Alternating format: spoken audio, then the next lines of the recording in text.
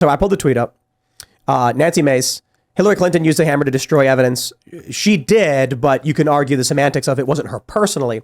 But she used BleachBit, which is an open source software to purge a hard drive, make it unrecoverable.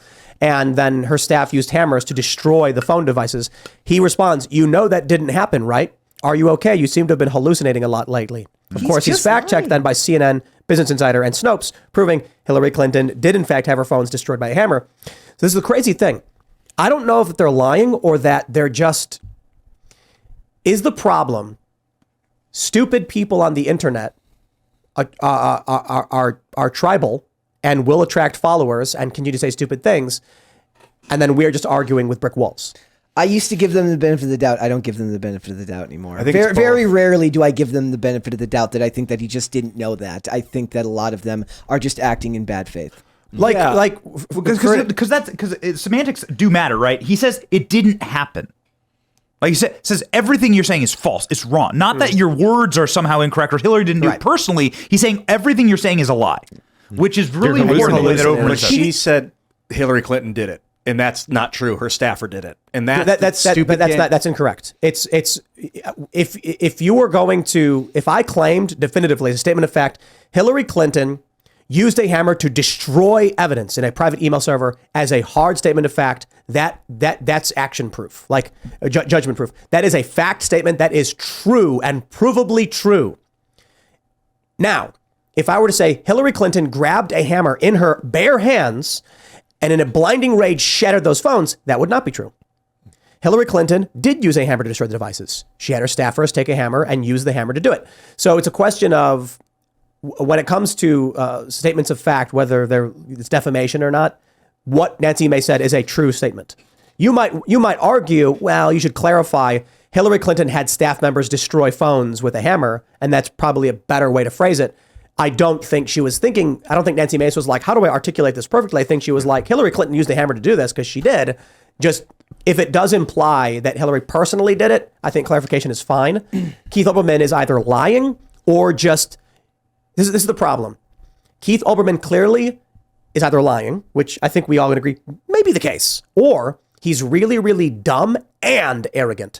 Now it's possible he is both dumb, arrogant, and lying. The point of semantic arguments is to obfuscate the point of the discussion. It's to get you distracted, and now you're no longer talking about what the actual consequences of the emails are. The point of it is to talk about, now we're talking about, that's very, I'm waving at shame. It's no longer, so now you're no longer talking about why she destroyed the emails, why she destroyed any of this, why she deleted all these things. Now you're talking about the semantics of the argument, and then you don't even get to the actual debate about what happened. Yeah. And that's basically social media in a nutshell. And they would do anything in order to say it's mostly false or partially false. So if you said she destroyed her Blackberries and one of the 7 devices was a Nokia, they would be like, you liar. Who was the guy with the Nokia? Yeah. That's the real question. Who was look the at guy this there one, with the and Nokia? they use the red and green color too. This is what Snopes does.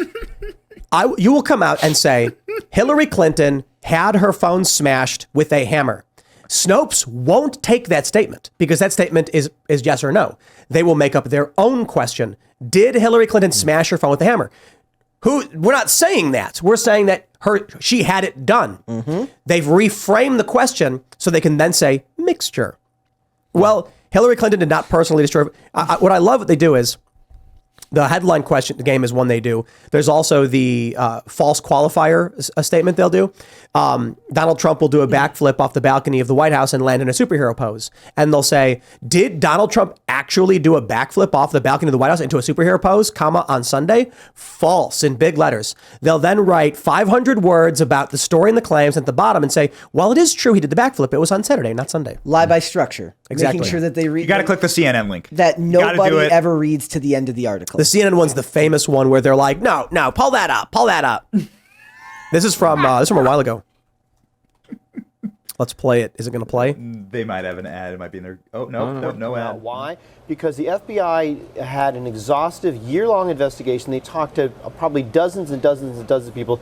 hours and hours of testimony, and the decision not to recommend prosecution for her was absolutely unanimous. Was it careless? Yes. Was it a mistake? Yes. Has Hillary Clinton said, I should not have done this, and if I ever had to do it again, I'd make a different decision? But was yes. it criminal? No. It was not criminal. So I guess that's the benchmark now to become president, is not to be a criminal in jail. To be okay, let's go through the facts. 17,500 emails that she lied about turning over.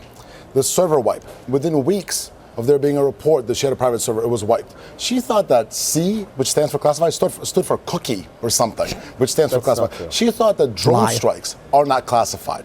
She said that the reason she used the private server is for convenience, and that she only had one device. She used 13 BlackBerries, let me finish, and 5 iPads. At least she doesn't just stick to either BlackBerry or iPad. This is somebody who is absolutely disqualified from becoming president. They destroyed BlackBerries with hammers in the State Department. That's not what won the presidency. Actually, Evan, hold on. Can you fact check that? Hang on, Evan Perez. Hammers, fact check that for me, please, on the fly. Yes, they did. As mentioned, there were 13 devices, mobile devices, and 5 iPads that she thought she did the FBI said that in some way were used with her private email server, and they did in some cases just destroy them with hammers when they were done using them. Which doesn't do anything to stop to get rid of the data on it. You can easily you can I think if I'll be very careful with my words. Even after these things are burned in fires, you can still recover data from them. And it's the smash it with the hammer, absolutely idiotic. So the question then is, why is Olbermann asserting something that is not true? Is it because he's stupid and arrogant, or is he intentionally trying to lie? I believe that the left has a Munchausen by proxy relationship with their audience, and that they intentionally lie because they know that they're a cult that will only believe what comes out of the glowing box. And they want that cult to be manipulatable. They need that cult to be actionable. And they need them to be the NPC meme, right? Where you just take the chip out of the back of the head and you replace it with Black Lives Matter or the transgender flag or whatever. You need to be programmable. They want programmable people. George Orwell talks about this in 1984. You need these people to be programmable. The value of a loyal servant is what lie will you swallow. The value of the loyal servitude of the left, the Borg, is will you say that 2 plus 2 equals 5? That's right. There are 5 lights. You mentioned the Borg, so I had to make it a Star Trek reference. Yeah, my guess. The famous story is when Captain Picard's being tortured, there are 4 lights, and he's told to say there are 5, and he refuses. So they keep torturing him but he never does it. Yesterday I was pretty down, thinking like, oh, actually, maybe evil triumphs over good usually, and they just tell everyone that they were the good guys. Like, what is this whole? I felt so down and so like hopeless, and then I was like, oh, how easy it would be to just say, yo, go Ukraine, I'm all in, I'm gonna get my central bank digital currency, just let me live in peace, I don't want to think about it, how easy. Yeah. Yes. The Borg life is easy. Yeah. You sit back. You ever seen Wall-E? You just sit back. You're a slob. You're in your floating chair. Have you seen that movie, The School for Good and Evil? Mm-mm. So I'm unable to work. So of course I'm just watching whatever's available. And I watched this movie and it's basically it's like a teenage movie or whatever. Where I don't know what the point of the movie was. It was pretty dumb. But the idea is that in the fairy tale world, there's a school that has an evil side and a good side, and they train all the Prince Charmings and they train all the wicked witches. And spoiler alert, I'm going to ruin the story for all of you as to go on to, but you've been warned, spoiler. The actual outcome of the story is the good side was corrupted hundreds of years ago, and they had become vain and vapid and snooty and narcissistic, and they were gloating about how good they were, but they were actually fairly corrupted and evil. And so, that was to your point. I'm like, I just watched this movie, and that was the idea they actually conveyed, that what we think of as good has been corrupted a long time ago, and now it's just vanity. It's like the Biden administration. You see this all the time. Virtue signaling. They just wrap themselves in the American flag. They wrap themselves in democracy. Merrick Garland said it today. He was called on his bullshit today on going to a party last night at the White House with the guy he's supposed to be investigating. 2 guys, Jim Biden and Hunter Biden. He's supposed to be investigating both of them, and Merrick Garland is at a party with them. So you said earlier... So Merrick Garland said today, sorry to interrupt you, but I just got to finish. His comment today was, if you attack the Department of Justice, you're attacking our democracy. That's what he said. If you question the Department of Justice, you're attacking our democracy. Such a lame. And it's always our Evil. democracy. Evil. And you were saying smart people would impeach Merrick Garland and let Joe Biden run. The reason that the reporters are going haywire now and just turning on Biden is because they feel ashamed about how they were misled about the submersible story. No. Was that an assumption? That's what I think. I think when you embarrass them and make them look bad personally, they're petty and they get mad at that. And as for the Keith Olbermann thing, remember, he's an anchor actor. He doesn't do what you do, where you do your research and then somebody else puts the things in the prompter. So he might not be, I don't think he's technically stupid, but he might actually not be lying. Really good point. Look, I genuinely think that a large component of the culture war divide is intelligence. And we were having this joke about doing a culture war episode where I think Seamus made the joke. He said there's this new podcast where they get a bunch of young girls who have never was that Seamus who said that? Young girls who have never been challenged on anything and then make them look stupid or whatever. And then we were all joking about how we should have like a 56-year-old PhD conservative guy debate like 3 18-year-old. Doesn't the Whatever podcast already do that? Yeah, they did recently, actually. With like a 55-year-old PhD. Yeah, he was like a doctor and he was talking to girls, or he was had some credential. But the joke was that the girls would actually win. Because the guy would be like, when you read this study here, we can see this from, Sorensen et al. They talk about, and they're like, oh, you are so dumb. And then they're going to start being like, don't you think he's stupid? Say it again. Say it, you're dumb. And he's going to be like, well, can you let me finish my point? And they're going to laugh. Then they're going to start calling him names. And then he's going to be like, do you agree that there is a larger percentage of X when it comes to Y? And they're going to be like, you mean like at a pizza shop? And he's like, no, I'm talking about the economics in this country. And I mean, you want to buy pizza? And he's going to be like, I can't do this. It's just impossible. These people. And they'll be like, that's not hot. I'm going to go have babies. This is the culture war. Yeah. This is the culture war. When we sit down with someone, and this is why you don't see liberals come on shows like this. They rarely want to. There's a small handful that do, and they often grift.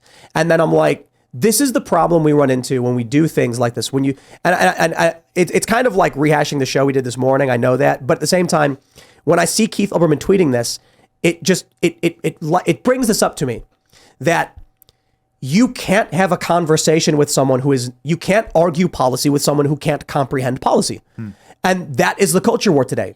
If you say something like, I think that we need to. I'll give you an example. We were talking about the issue of trans kids. And I said, we have a study that shows desistance is 61 to 95% with no intervention. That would indicate that no intervention is the safest course of action for children. And Emma did not understand that and said, but the doctors say it's good, so we should do it. And if my point is the study we have suggests X and the response is, but the government, but I shouldn't say government, but the authority says it's good. You can't convince someone who doesn't understand the math or the science or the argument. It's a brick wall. I think that's a debate tactic. Appeal to authority. It's literally. Well, I said that over and over and over again. Appeal to authority, and that's why the school system's so good at it, right? Because they're trained to appeal to authority right from the very beginning. So they're just going to defer to whatever the person in charge says, even if there's data that proves that person in charge to be incorrect. So a really good example of the challenges we're facing in the culture war from this morning. For those that listen to this show, y'all know that we've actually had this debate quite a bit over what it means to support parental rights. Ron DeSantis passes this bill, the Florida legislature, the parental rights in education. And then we have the conversation of what does it mean to be in favor of parents' rights? What if the parents want the right to have a doctor prescribe a sex change to their child? Well, every conservative immediately says, no, you don't have that right and the government should stop you. Okay, so it's not parental rights. Then on the left, I actually asked Emma, what about the government mandating children get vaccines? She goes, well, yes, I believe in public health. And I'm like, okay, so you're not in favor of parental rights. The saying you're for or against parental rights is a completely meaningless statement because everyone's moral line is going to be completely different.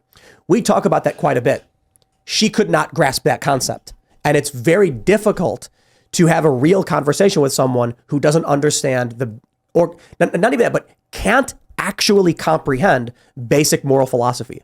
So if we're sitting in a room and we're saying, let us break down why we have the policy, should we enact a different policy, and how can we make the lives better for everybody? And they say, duh, I don't understand what you're saying. We can't carry on that conversation. She called hypotheticals right wing. Right. She was like, I'm not going to engage in your right-wing tactic of hypotheticals. It was amazing. It was wild to hear that. So, but this is exactly the point. You get a bunch of people, when I was mentioning the conservative PhD guy and a bunch of young girls who are just giggling and laughing and saying you're dumb, there's no conversation to be had. Now here's the real challenge. Those 3 giggling, dumb, vapid teenage girls have 3 votes to that conservative PhD's 1 vote. And this is what we're dealing with in the culture war. And I bring this up because I'm seeing like the Keith Olbermann thing. When it comes to issues of Burisma, when it comes to issues of Hillary Clinton doing these things, these are not left or right wing things. These are things that are discernibly true that we have questions about. I can sit here and be like, Barack Obama killed Abdulrahman al-Awlaki in a drone strike on a civilian restaurant in Yemen, and he should be criminally charged and prosecuted, and if found guilty, be held accountable for murder of an American citizen. Donald Trump ordered a commando raid in Yemen, which reportedly, according to the family, resulted in the death of an 8-year-old girl, Abdulrahman al-Awlaki's sister. That should be investigated. If it is brought to an investigation, Trump should be charged, same as Obama.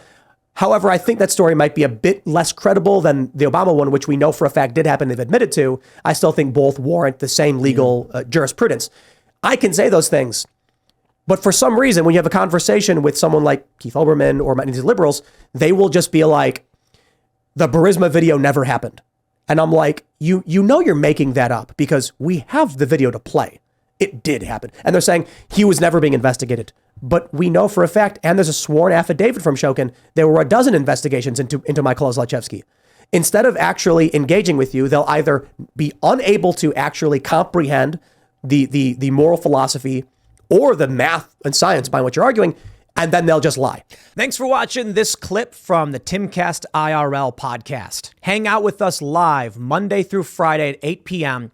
and become a member over at timcast.com for uncensored, members-only shows exclusive.